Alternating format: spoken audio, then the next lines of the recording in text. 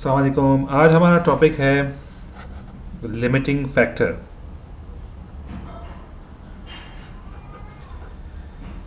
Limiting factor क्या होता है?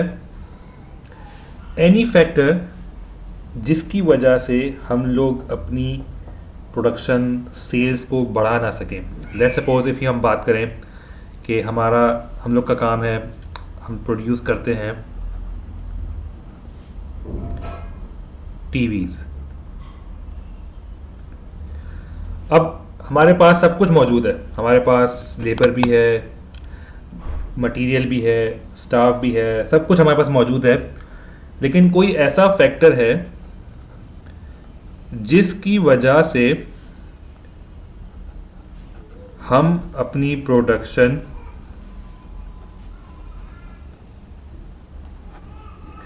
लिमिटेड क्वांटिटी में रखते हैं।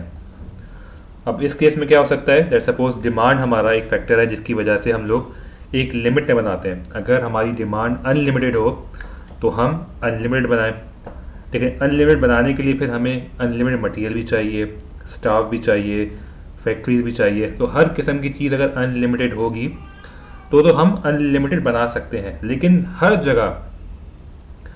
जगह कुछ ना कुछ लिमिटिंग फैक्टर्स होते हैं। सपोज अगर आप यूनिवर्सिटी में पढ़ते हैं तो हर यूनिवर्सिटी एक लिमिटेड अमाउंट के बच्चे हर साल इनरोल कराती है, क्योंकि उनके पास लिमिटेड अमाउंट ऑफ क्लासेस होती हैं, लिमिटेड अमाउंट ऑफ टीचर्स होते हैं। तो हर चीज़ लिमिट में चलती है। तो हम जो मैनेजरियल अकाउंटिंग के अंदर इस टॉपिक को देख रहे हैं, तो हम लोग फोकस करेंगे दो किस्म के लिमिटिंग फैक्टर्स पे।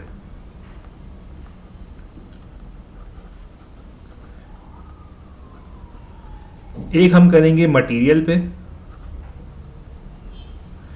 और एक हम करेंगे लेबर पे।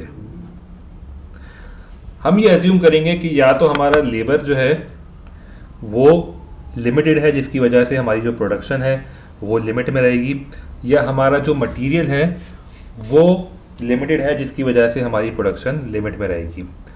तो हम एक बेसिक क्वेश्चन देखते हैं और उसके साथ हम स्टेप्स भी बनाएंगे किस तरह से हम स्टेप्स के अंदर लिमिटिंग फैक्टर को सॉल्व कर सकते हैं।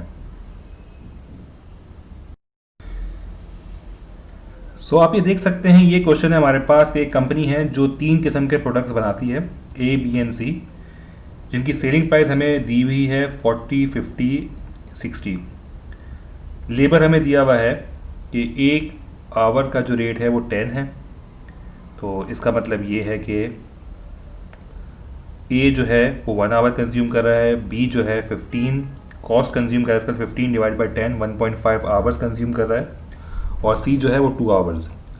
इसी तरह से मटेरियल पर केजी का जो रेट है पर यूनिट पे वो है 5, यानी 1 किलोग्राम जो है 5 का है।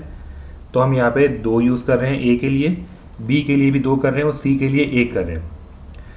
उसके बाद हमको डिमांड दी हुई है ए की, बी की एंड सी की, और मटेरियल अवेलेबिलिटी दी हुई है कि मटेरियल अवेलेबल 40,000 है। तो अब ये जो अवेलेबल हमें दिया हुआ है इसका मतलब ये कि यहाँ पे मटेरियल जो है वो 40,000 केजीज है, और हमें क्या करना है, हमें identify the optimum production plan. हम किस तरह का प्रोडक्शन रखें कि हमारी जो आउटपुट हो वो मैक्सिमम हो जाए।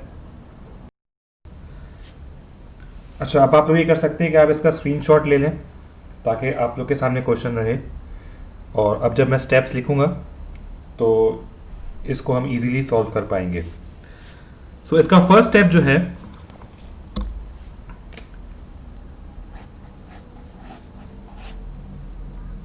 स्टेप 1, आइडेंटिफाई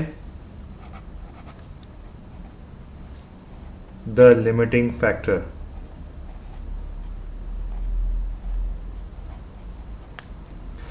तो इस क्वेश्चन में यह है कि हम लोग को बताया हुआ है कि मटेरियल जो है वो लिमिटेड है। तो हम यहाँ पे सिंपली यहाँ लिख देंगे material is a limiting factor. ये तो बहुत सिंपल स्टेप था। स्टेप 2 जो है वो भी काफ़ी सिंपल है। उसमें यह है कि हमें कैलकुलेट करना है कंट्रीब्यूशन पर यूनिट। सो आप लोगों ने ये ब्रेक इवन के अंदर पढ़ा हुआ है कि how to calculate contribution per unit.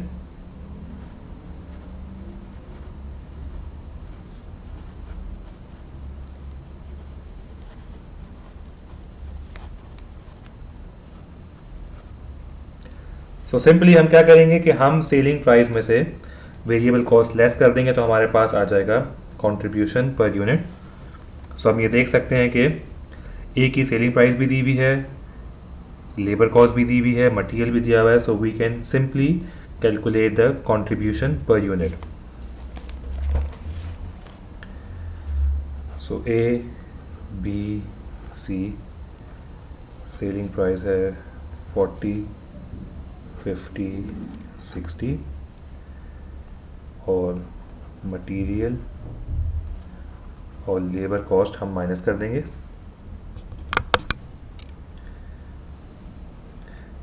Material और लेबर जो थी ए की वो 10 एंड 10 थी और बी की है 15 एंड 10 और सी की है 20 एंड 5।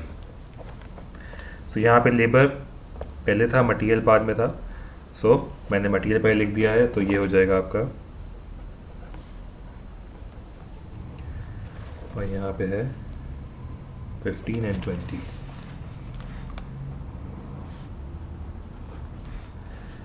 तो सिंपली हम इसको टेक अवे कर देंगे तो हमारे पास आ जाएगा contribution per unit. 40 minus 20 is 20, 50 minus 25 is 25, ये हो जाएगा 35। सो हमने इस तरह से निकाल लिया कंट्रीब्यूशन पर यूनिट। अब जो नेक्स्ट स्टेप है हमारे पास वो है हमारा कंट्रीब्यूशन पर लिमिटिंग फैक्टर। इसका मतलब ये है कि हम लोग अगर मटेरियल का 1 kg यूज़ करते हैं तो हमें कितना फ़ायदा देता है ए, बी और सी। तो डेफिनेटली कोई चीज़ जो लिमिट में होती है तो हम अपना मैक्सिमम उसके थ्रू ही बनाते हैं। तो हम ये देखेंगे जो हमें सबसे ज़्यादा रिटर्न दे रहा है पर केजी पे, सो हम उसी को सबसे ज़्यादा बनाएंगे, या हम सबसे ज़्यादा या पूरे कैपेसिटी उसकी पूरी करेंगे, फिर हम दूसरे बी या सी पे जो भी हमारा रह जाएगा हम उसको बनाएंगे। So step 3,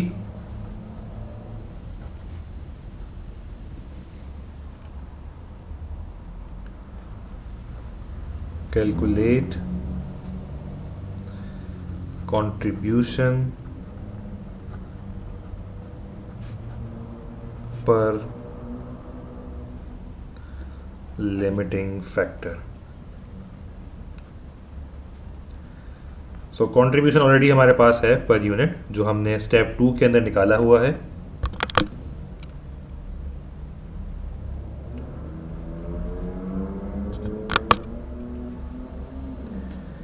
which is 20, 25, 35। ये हमने ऊपर से ही कॉपी कर लिया, स्टेप 2 से हमने सिंपली इसको कॉपी किया है।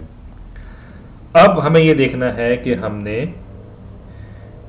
मटेरियल के कितने केजी यूज़ किए थे बी के लिए, ए के लिए और सी के लिए। तो इसके लिए हमें दोबारा क्वेश्चन की तरफ जाना होगा। Let's back to the question. आप ये देख सकते हैं कि ए ने 2 केजी किए हैं, 10 डिवाइड बाई 5, क्योंकि 1 केजी की कॉस्ट 5 है। बी ने भी 2 किए हैं और सी ने 1 किया है। सो 2, 2 एंड 1। अब हम चलते हैं वापस अपने सोल्यूशन की तरफ। सो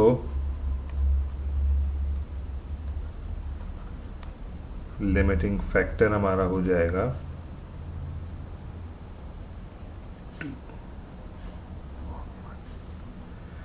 सो हम देखेंगे कि हमें सबसे ज़्यादा कौन दे रहा है। सो 20 divide by 2, 25 divide by 2 and 35 divide by 1। सो ये हो जाएगा 10 पर केजी, 12.5 पर केजी एंड 35 पर केजी। तो अब हम कर लेंगे रैंकिंग। सो हमने ये भी पहले भी हमने इससे बात की थी कि जो हमें सबसे ज़्यादा रिटर्न देगा पर केजी पे, हम सबसे पहले उसको बनाएंगे। उसके बाद जो है हम बाकी आइटम्स को देखेंगे। तो फर्स्ट हम बनाएंगे सी को। रैंकिंग 1 जो है वो आ जाएगी हमारी सी की, रैंकिंग 2 जो है सेकंड जो है वो आ जाएगी बी की, और रैंकिंग थर्ड जो है वो आ जाएगी ए की। तो हमने इस क्वेश्चन में यहाँ तक अभी देखना है, बाकी जो रिमेनिंग है वो नेक्स्ट लेक्चर में हम देखेंगे किस तरह से हम आगे जाते हैं। अच्छा, हमने यहाँ तक देखा है कि हम किस रैंकिंग के थ्रू, कि हमें किसको प्रायोरिटी देनी चाहिए, क्या चीज़ हमें पहले बनानी चाहिए। सो लेट्स सपोज हम लोग बनाते हैं गाड़ियाँ, तो हमारे पास डिफरेंट मॉडल्स होते हैं। जैसे टोयोटा की बात करें तो टोयोटा के पास आपके पास रीवो है, टोयोटा एल्टिस है, और बहुत किस्म की गाड़ियाँ हैं। तो अब टोयोटा भी ये देखता है कि कौन सी गाड़ी उनको सबसे ज़्यादा रिटर्न देती है, तो उसके अकॉर्डिंगली वो उसकी प्रोडक्शन ज़्यादा करते हैं, और बाकी जो उनके आइटम्स प्रोडक्ट्स हैं उनको वो कम कर देते हैं। तो होपफुली आपको ये समझ आया होगा। तो हम इस वीडियो लेक्चर को यहीं तक रखते हैं। Until then, take care. Bye.